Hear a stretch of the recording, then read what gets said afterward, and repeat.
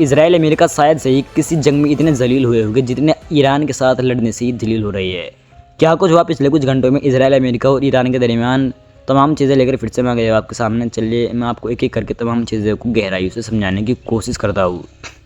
सबसे पहली बात इसराइल की ही कर लेते हैं। दरअसल इसराइल के अंदर हालात इतने ज़्यादा ख़राब हो चुके हैं, जैसे जब इसराइल और गाज़ा के दरमियान युद्ध चल रहा था ना, जिस तरीके से गाज़ी की तरफ से तस्वीरें आया करती थी, उसी तरीके से अब तस्वीरें इसराइल की तरफ से आने लगी है। आप इन तस्वीरों को देखिए, ये गाज़ा नहीं, ये इसराइल है, ये इसराइल के अंदर की हालात है।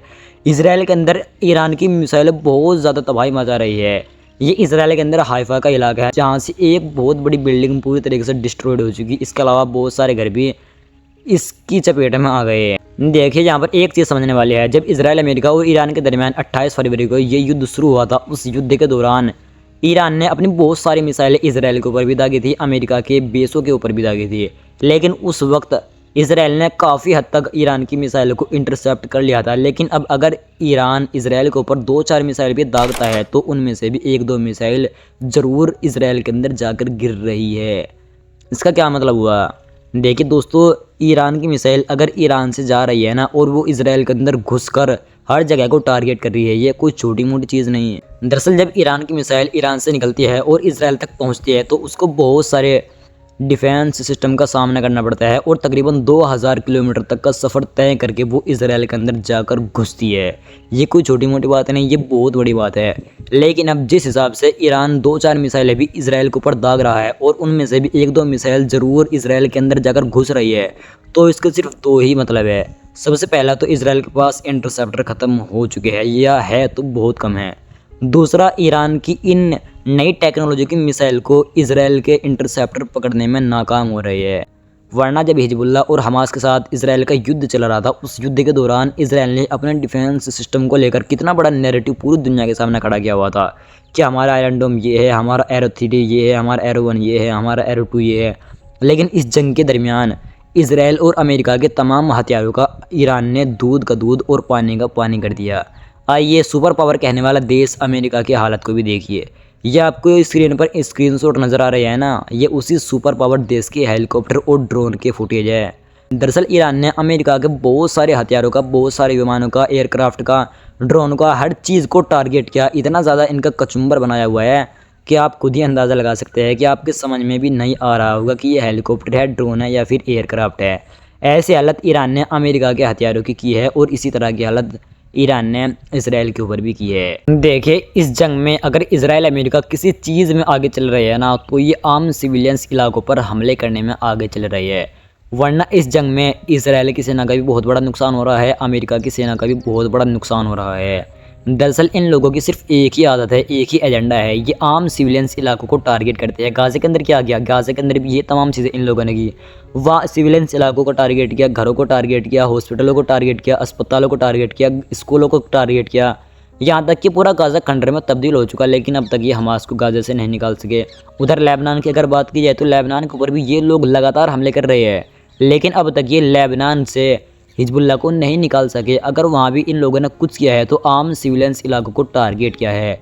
ईरान के अंदर भी कुछ इसी तरह की चीज़ें ये लोग कर रहे हैं, आम सिविलियंस इलाकों को टारगेट कर रहे हैं, घरों पर हमले कर रहे हैं, पुलों पर हमले कर रहे हैं, वाटर प्लांट्स पर हमले कर रहे हैं। ये तमाम चीज़ें इसराइल और अमेरिका ईरान के अंदर कर भी रही है और करने की धमकी भी दे रहे हैं। यानी कि अगर आम सिविलियंस इलाकों के नुकसान को एक तरफ हटाया जाए तो इस जंग में इसराइल और अमेरिका बुरी तरह हार चुके हैं। उधर जैसे कि मैंने आपको बताया, इसराइल की इतनी औकात नहीं कि ये हमास से लड़ सके, या हिजबुल्लाह से लड़ सके, या IRGC से लड़ सके। ये लोग आम सिविलियंस को टारगेट कर रहे हैं। दरअसल इस युद्ध के दौरान जब से इसराइल अमेरिका और ईरान के दरमियान ये युद्ध चला है ना, गाज़ा के अंदर हालात बहुत ही ज़्यादा ख़राब हो चुके हैं। बहुत सारे बड़े बड़े क्रिएटर भी अब गाज़ा की खबर को कवर नहीं कर रहे, लेकिन गाज़ा के अंदर हालात बहुत ही ज़्यादा ख़राब हो चुके हैं। इसराइली सेटलर्स गाज़ा के अंदर पहले से ज़्यादा हमले कर रहे हैं, पहले से ज़्यादा घरों में आग लगा रहे हैं, पहले से ज़्यादा तमाम चीज़ें इसराइल गाज़ा के अंदर कर रहा है। दरअसल आज फिर गाज़ा के अंदर एक 13 साल की लड़की के साथ इसराइल ने जो चीज़ें की वो आप इस वीडियो में देखिए।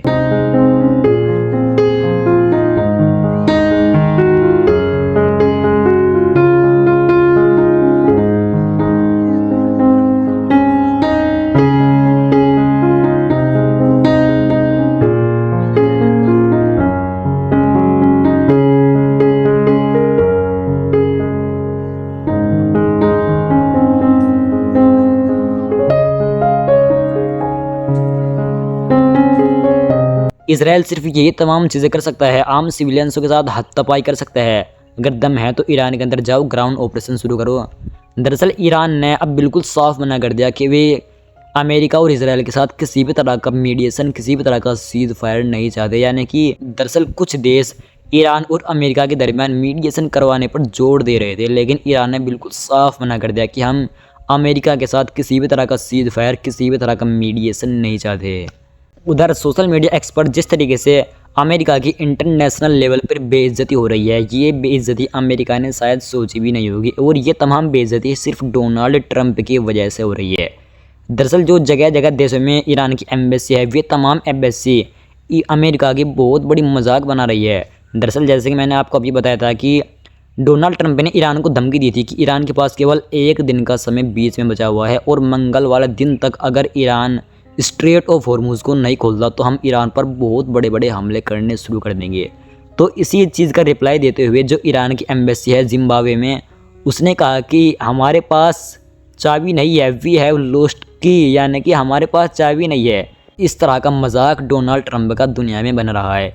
इसी तरह जो इंडिया के अंदर ईरान की एम्बेसी है, उसने भी डोनाल्ड ट्रंप का मजाक बनाते हुए कहा कि गाली गलौज करना और अपशब्द बोलना हारे हुए बच्चों का काम होता है, खुद पर काबू कर बूढ़े। ये चीज़ें कही डोनाल्ड ट्रंप को ईरान की एम्बेसी ने, जो फिलहाल भारत में है। उधर IRGC ने कहा कि अब स्ट्रेट ऑफ हॉर्मुज़ कभी भी पहले की तरह नहीं रहेगा, यानी कि अब स्ट्रेट ऑफ हॉर्मुज़ कभी भी पहले की तरह खुला नहीं रहेगा, और ख़ासकर अमेरिका और इसराइल के लिए। और आगे ये भी कहा कि अब स्ट्रेट ऑफ हॉर्मुज़ पर हमारा फुल कंट्रोल रहेगा, और हम जिस तरीके से आएंगे उस तरह स्ट्रेट ऑफ हॉर्मुज़ को चलाएंगे, उस तरह स्ट्रेट ऑफ हॉर्मुज़ पर नियम कानून लगाएंगे।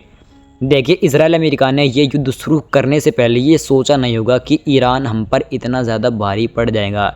ईरान ना ही इसराइल अमेरिका की किसी धमकी से डर रहा, ना ही किसी ऑपरेशन से डर रहा। हालांकि ईरान के ऊपर बहुत ज़्यादा तबाही मच रही है, ईरान के अंदर आम सिविलियंस इलाकों को बहुत ज़्यादा टारगेट किया जा रहा है, लेकिन ईरान ना ही किसी धमकी से पीछे हट रहा, ना ही किसी ऑपरेशन से पीछे हट रहा, और ना ही किसी भी तरीके से इसराइल और अमेरिका के सामने झुकने के लिए तैयार है।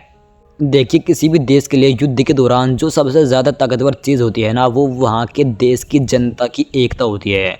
और ईरान की जनता ऐसे वक्त में अपने देश के साथ है, IRGC के साथ है, इसराइल अमेरिका के खिलाफ यहाँ तक कि लड़ने के लिए भी पूरी तरह तैयार बैठी हुई है। और यही वजह है कि अब तक इसराइल और अमेरिका चाहकर भी अपने किसी एक मिशन में भी ईरान के अंदर कामयाब नहीं हो सके।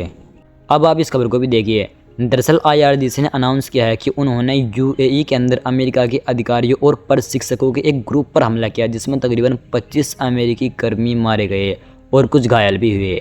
देखिए, इस युद्ध के दौरान पूरे एक्स पर कोई सा भी अखबार खोल लो या किसी भी तरह की प्रोफाइल खोल लो, अमेरिका का यकीन मानो बहुत बड़ा नुकसान आपको नज़र आएगा, या फिर अमेरिका की बहुत बड़ी बड़ी बेइज्जती आपको नज़र आएंगी। और ये तमाम चीज़ें डोनाल्ड ट्रंप की वजह से हो रही है।